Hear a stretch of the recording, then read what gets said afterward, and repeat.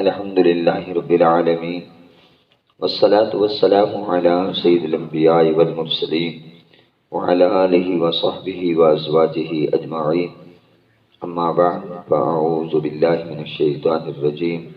بسم اللہ الرحمن الرحیم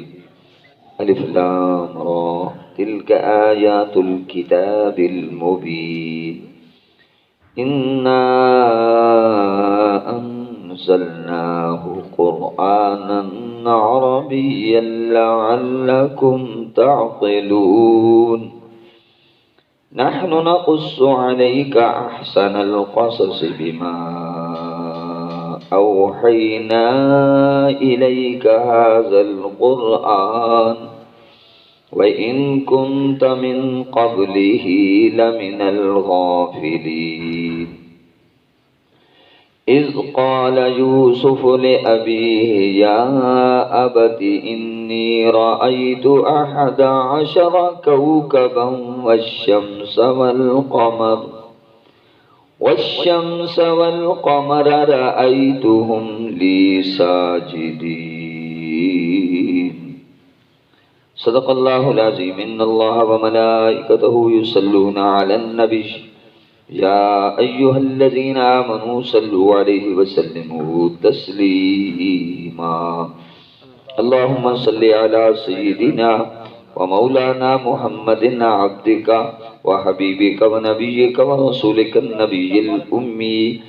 الصلاة والسلام عليك يا رسول الله الصلاة والسلام عليك يا نبي الله الصلاة والسلام عليك يا رحمة للعالمين الحمدللہ ثم الحمدللہ اللہ کریم کی توفیق سے ہم سورہ یوسف کا اجتماعی مطالعہ کر رہے ہیں۔ تو یہ سورہ یوسف مقام نزول کے اعتبار سے مکی ہے اور یہ 111 آیات اور 12 رکوع پر مشتمل ہے، اور اس کو سورہ یوسف کیوں کہتے ہیں؟ ظاہر ہے کہ اس میں حضرت یوسف علیہ السلام کا مرکزی طور پہ ذکر ہے، اور جو حالات و واقعات بیان کیے گئے ہیں ان کا مرکزی کردار حضرت یوسف علیہ السلام ہیں، اور اس واقعہ کو اور اس قصہ کو احسن القصص بھی کہا گیا، اور اس سے مراد بھی حضرت یوسف علیہ السلام کا ہی قصہ ہے، واقعہ ہے کہ آپ جن مصائب سے، جن آلام سے، جن آزمائشوں سے، جن امتحانی مراحل سے گزرے، جس کامیابی کے ساتھ گزرے، جس ثابت قدمی کے ساتھ گزرے، یہ انہی کا حصہ ہے۔ ظاہر ہے کہ آپ مقام نبوت پر فائز ہونے والے تھے، تو نبی کا دامن نبوت سے پہلے اور نبوت کے بعد ہر صغیرہ ہر کبیرہ گناہ سے پاک ہوتا ہے۔ نبی نے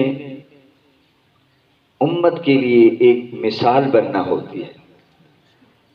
تو اللہ تعالی نبیوں کو ان آلودگیوں سے محفوظ فرماتا ہے جن پر انگلی اٹھائی جا سکے۔ ارشاد ہوا الف لام را، الف لام را یہ حروف مقطعات میں سے ہے، یہ اللہ اور رسول کے درمیان راز کی باتیں ہیں۔ ہم پر لازم ہے کہ ہم یقین رکھیں، ایمان رکھیں کہ اللہ اور رسول کی ان سے جو بھی مراد ہے وہ حق ہے، وہ سچ ہے۔ ہمیں ان متشابہات کے پیچھے نہیں لگنا چاہیے۔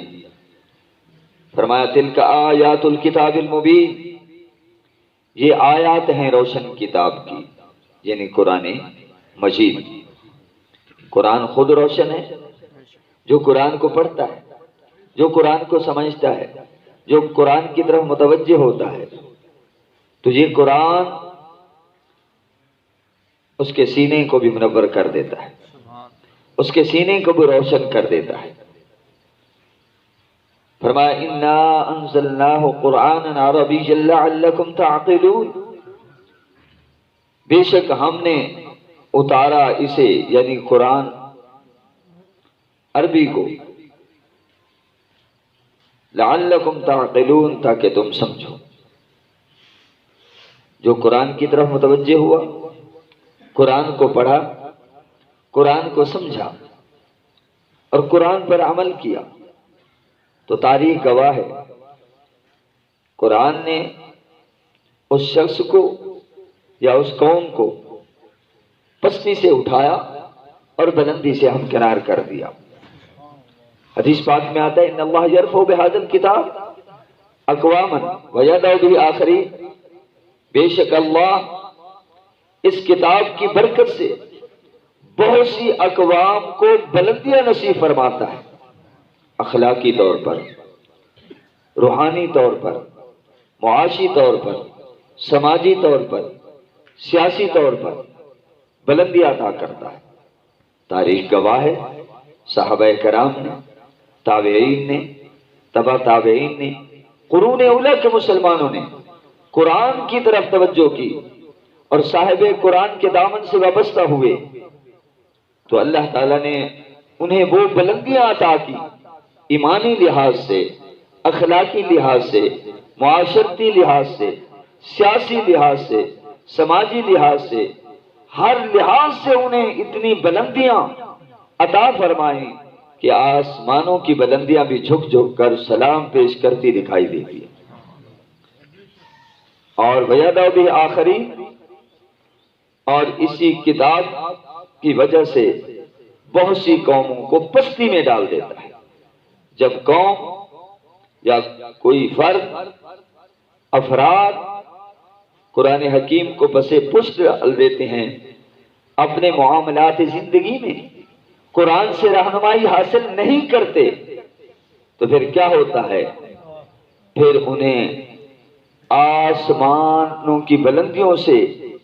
پستیوں کی طرف پٹخ دیا جاتا ہے۔ جیسا کہ آج مسلمان اجتماعی طور پر جن حالات سے گزر رہی ہیں، سچ تو یہ ہے یہ قرآن حکیم سے روگردانی کی سزا مل رہی ہے۔ اقبال پہلے کہہ گئے وہ معزز تھے زمانے میں مسلمان ہو کر، ہم خوار ہوئے تارک قرآن ہو کر۔ تو اس وقت امت کو قرآن کی طرف لوٹنا ہوگا، صاحب قرآن کی طرف لوٹنا ہوگا، تاکہ ہم پھر سے اپنا کھویا ہوا مقام حاصل کر سکے۔ ارشاد ہوا نحن نقص عليك احسن القصص بما اوحينا اليك هذا القرآن، ہم بیان کرتے ہیں آپ سے ایک بہترین قصہ، قصوں میں سے ایک بہترین قصہ، اس میں کوئی شک نہیں، آدم علیہ السلام کا قصہ ہو، ابراہیم علیہ السلام کے حالات و واقعات ہوں، موسیٰ علیہ السلام کے حالات و واقعات ہوں، یہ یقیناً بہترین قصے ہیں۔